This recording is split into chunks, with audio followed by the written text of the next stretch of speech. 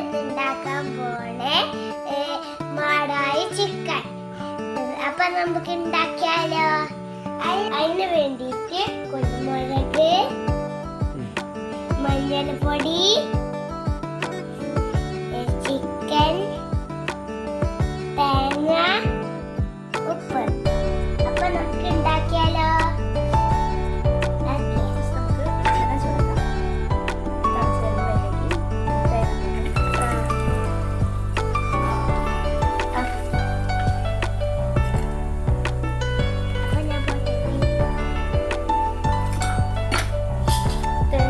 Brown കളറാവുന്നത് അടിച്ചെടുക്കാം.